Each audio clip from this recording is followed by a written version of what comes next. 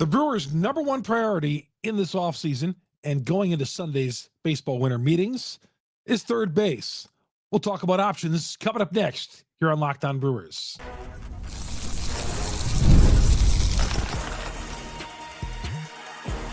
You are Locked On Brewers, your daily Milwaukee Brewers podcast, part of the Locked On Podcast Network, your team every day.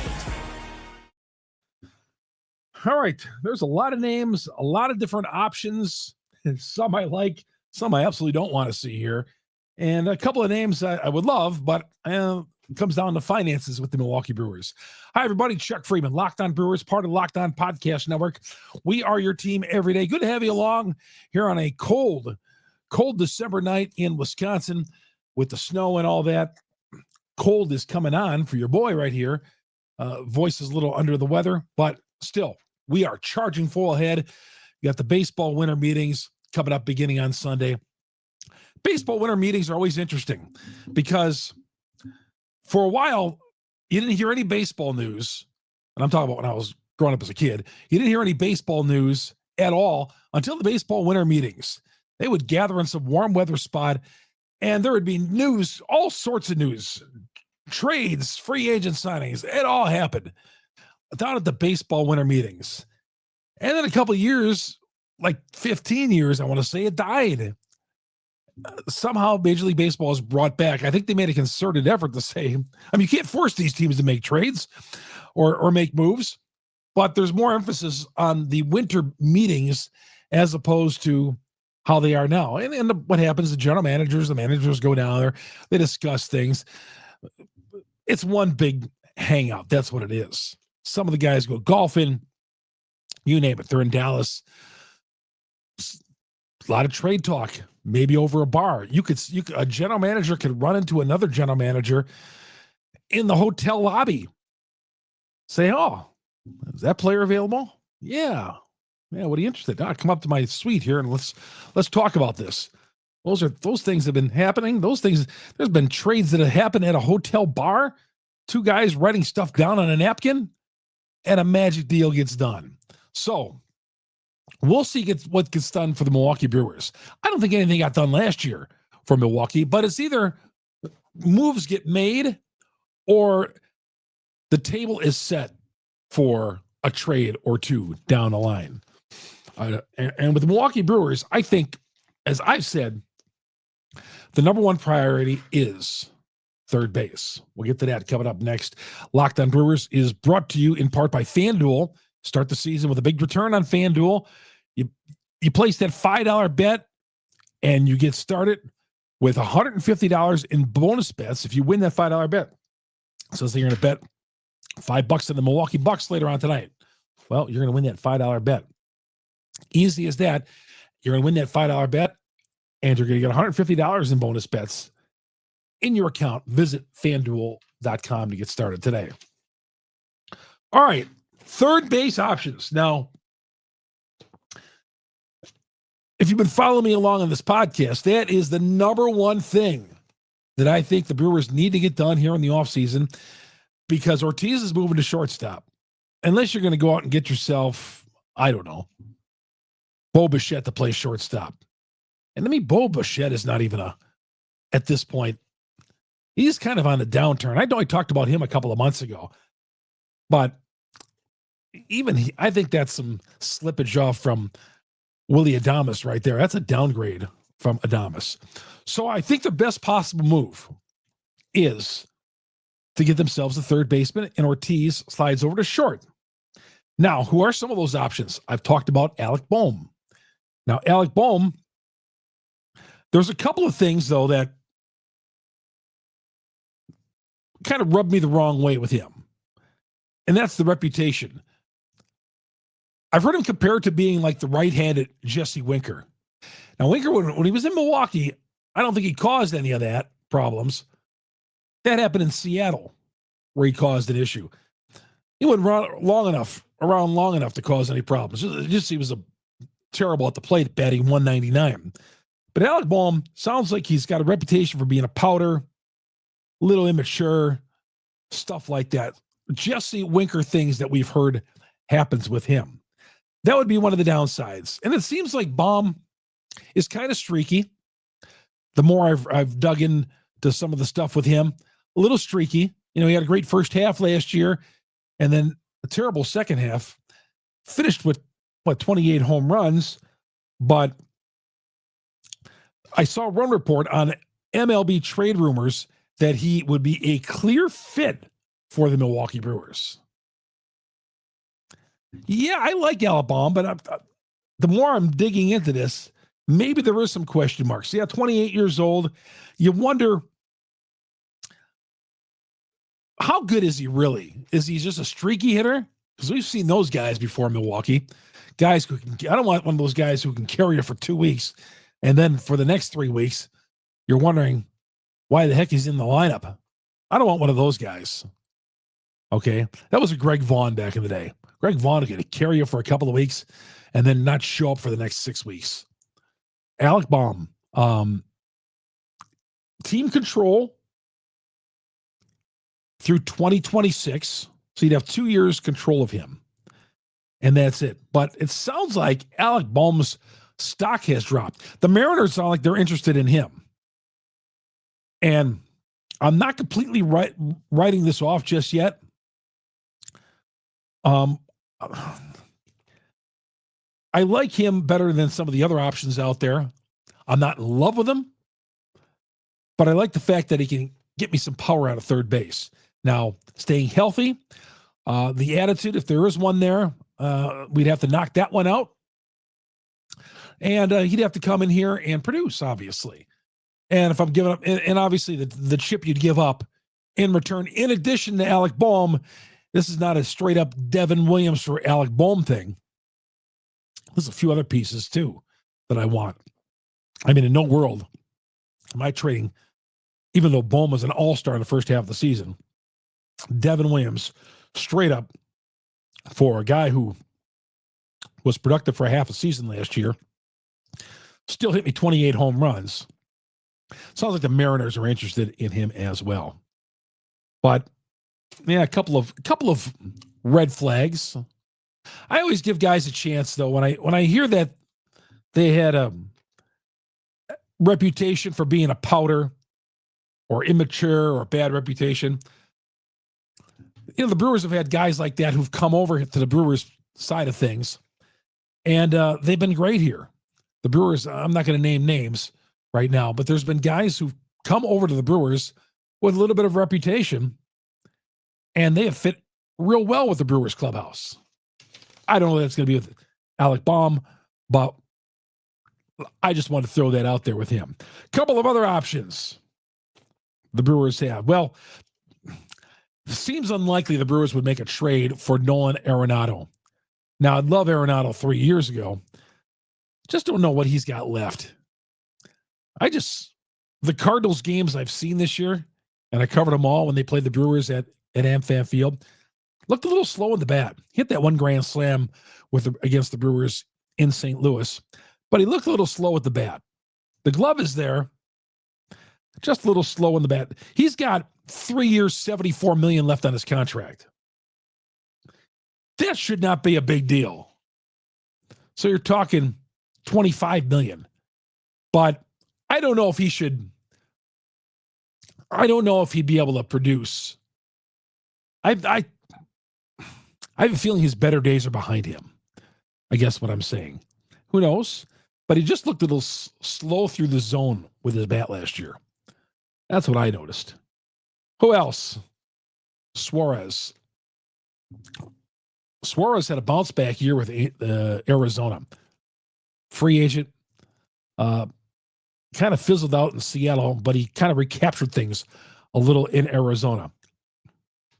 He's not a bad option. He's 33. I'm not looking long-term. I'm not looking to marry this guy for 15 years.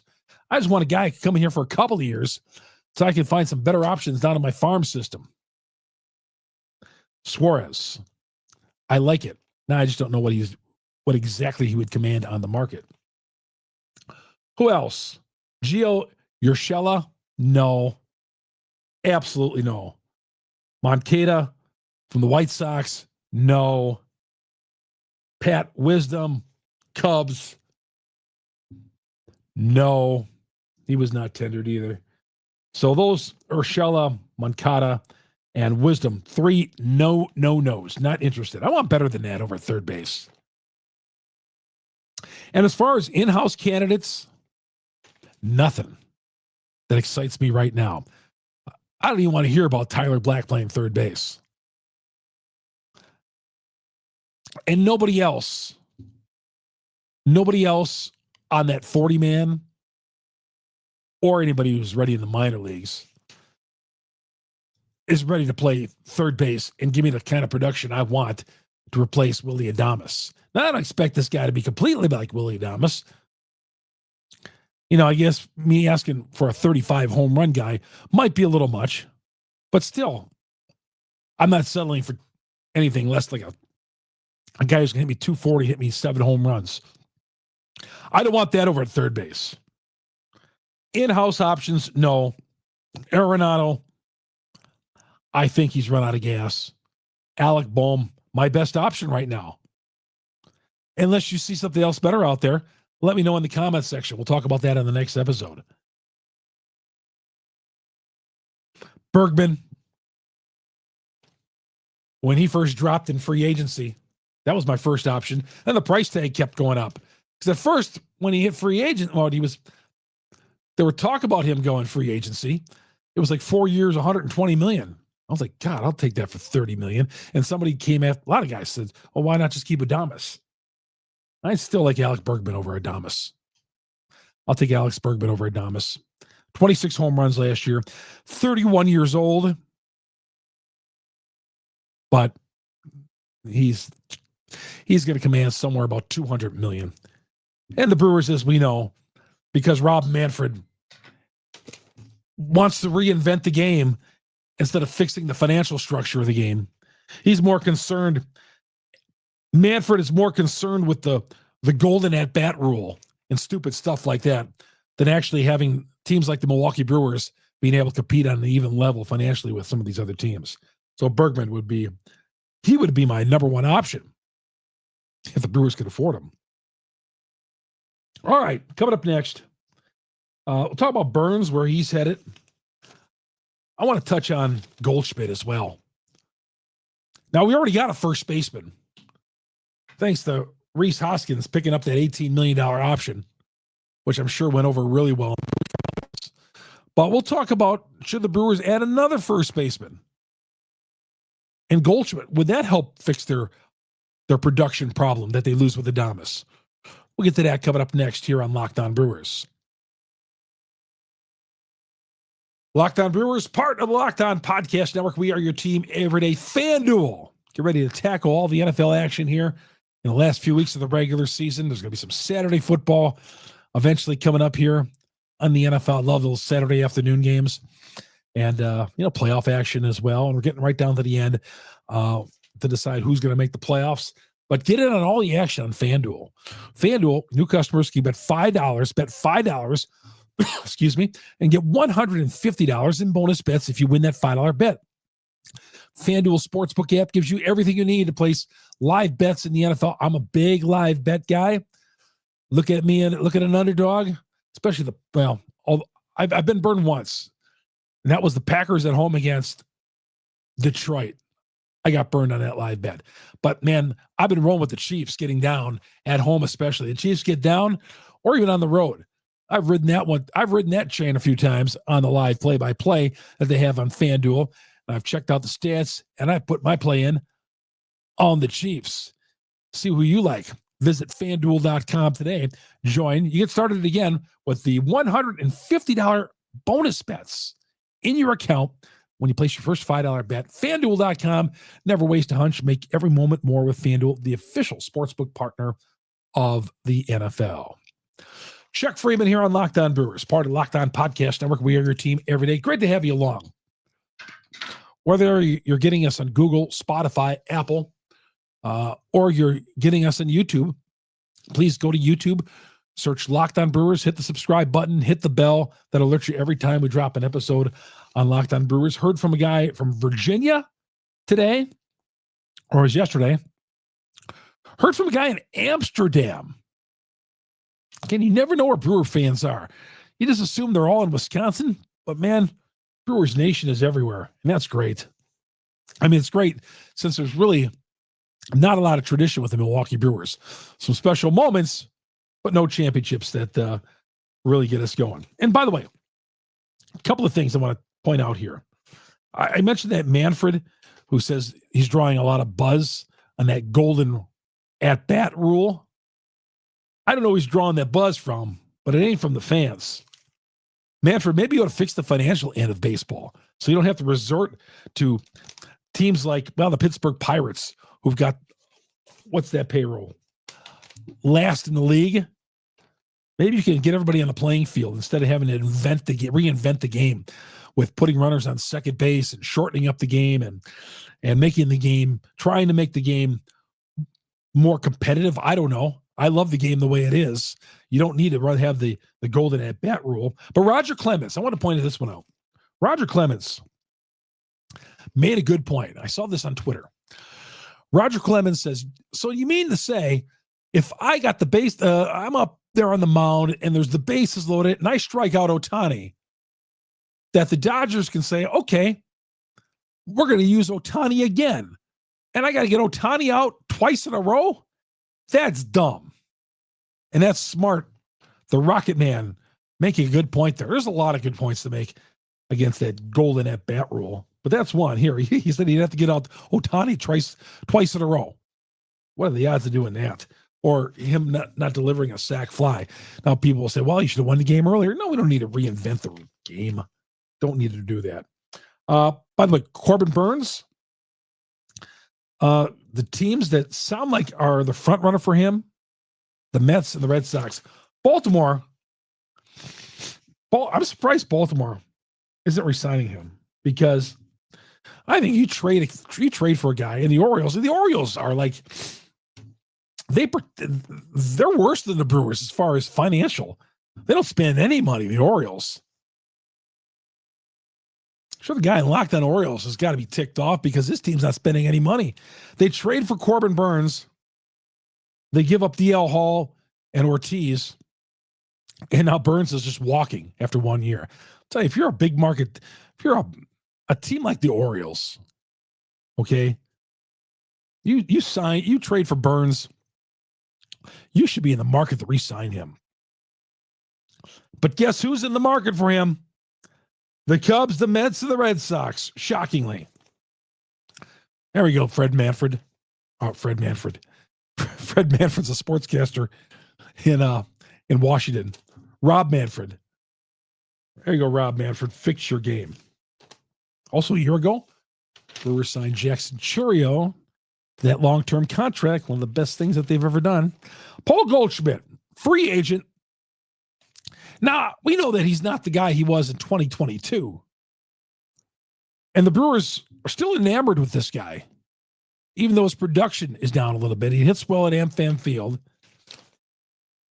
Would you entertain? Now, I've said all along that there's no room for Goldschmidt because you got Rhys Hoskins. Okay? But would you take a situation where if you can't get yourself a third baseman, okay, and God forbid you got to go in-house for that third base job, or you're signing Gio Urshela, God forbid,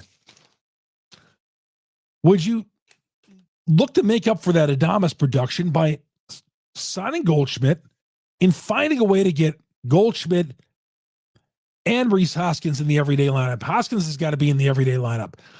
That guy's a 30, 35 home run guy. I know it wasn't a great year for him, but I haven't lost confidence in good old Rhys. I wanted him here, and I'm the front office, I guess, I don't know this for a fact, but they couldn't have been too happy when he decided to pick up that $18 million option. But I've been telling most people, yeah, Goldschmidt, the Brewers wouldn't be interested, but then maybe they would be. If you got Hoskins and Goldschmidt, maybe splitting some time at first base. Goldschmidt still's got a glove. He's 37 years old. If you would put, one day you put Goldschmidt at DH, and I know you got to save that DH spot for Yelich at times. But could there be a way we could maneuver Yelich and Goldschmidt in the lineup every day? I'm sorry, Goldschmidt and Rhys Hoskins in that everyday lineup. Have them both on the same team, because they're basically, I mean, they can't play anywhere but first base. That's where that's them. They're a one-trick pony if they can only play first base, Goldschmidt and Hoskins, or DH. They can't be, not like Bowers, who played some outfield last year and is now a free agent. But I would, rethinking this, if you can't get that production at third base, would Goldie be an option? And find a way to maneuver him in the lineup every day with Yelich playing, in that DH role, along with Rhys Hoskins. Obviously, if you sign Goldschmidt, ain't no way you're platooning at first base with Rhys Hoskins. That's an expensive ticket right there at first base, especially for a team like the Brewers. But you'd have to find a way to get both of those guys in the lineup every day. Just a thought. Just a thought I had. All right, we come back. We're going to size up where the Brewers right now are payroll with the rest of Major League Baseball. Yeah, it's better than some, worse than others. We'll get to that next here on Locked On Brewers. Locked On Brewers, part of Locked On Podcast Network. We are your team every day. Thank you, everybody, for making us the first listen every morning. Locked On Brewers. Might be lousy outside. Not going to get too nice outside when the Brewers had that clubhouse sale this weekend. But still, we're going into the ballpark. But, baseball talk always warms up a Wisconsin night like tonight. All right, the payrolls. The Brewers were 21st in baseball. And I think Mark Antonowski, I think all owners owe this to their fans to say, we're going to bump that payroll up a little bit. We're going to spend some money. Because you know what? The fans are the ones who are going out there and spending their money to go see that guy's product or that lady's product. We're spending that money. I think owners, I was thinking about this on my flight back home the other day. Owners should, and I know this is never going to happen. They should be required to say, well, you know what? We're going to cut payroll this year. We're going to spend some more money. This is how much money we're going to spend. Some teams say that. The Brewers, it's always a mystery. Well, if there's a player out there that we really like, we'll do it. Antonowski always says that, but he never does it. It's always like, well, if there's a player out there, I'll spend the money. At the trading deadline, when the media talks to him, yeah, if there's a guy out there we could trade for. And then we're trading for Carlos Santana. There's a guy out there. We'll go for it. Yeah, BS. You haven't done it yet. We get that line all the time. But owners should be required to tell the fan base, hey, this is what we're doing. We're spending some money. Brewers are 21st in the league in baseball last year. I had them at $114 million last year. $114 million. The rest of the division, Cincinnati is at $100 million. They are 25th in the league. The Cubs, 7th at $229. Cubs seem a little higher. That's a little higher than I thought. They don't seem like they're a big spending team, but they're 7th in baseball right now at $229. St. Louis at $175. They're 12th. That's coming down. The Cardinals are cutting payroll. So that's cutting. That might be coming down to where Milwaukee is as they go through a rebuild. But I've said this. There's no reason why Milwaukee can't be 160 or 165 right behind St. Louis or in that same ballpark. Same market size. And then there's, of course, Pittsburgh, 29th in baseball, $84 million. Well, that's a Rob Manfred problem right there with Pittsburgh. So, Brewers 21st in the league. Amazing, 21st in the league. And they've made the playoffs every year since 2018, except for one season, 2022. Yet they're in the bottom third of payroll in Major League Baseball. Bottom third or fourth in payroll every year. Amazing. All right. And by the way, before I came on, I saw the news. Juan Soto will sign somewhere before the baseball winter meetings start. I don't care because he's not coming to Milwaukee. See, this is the problem.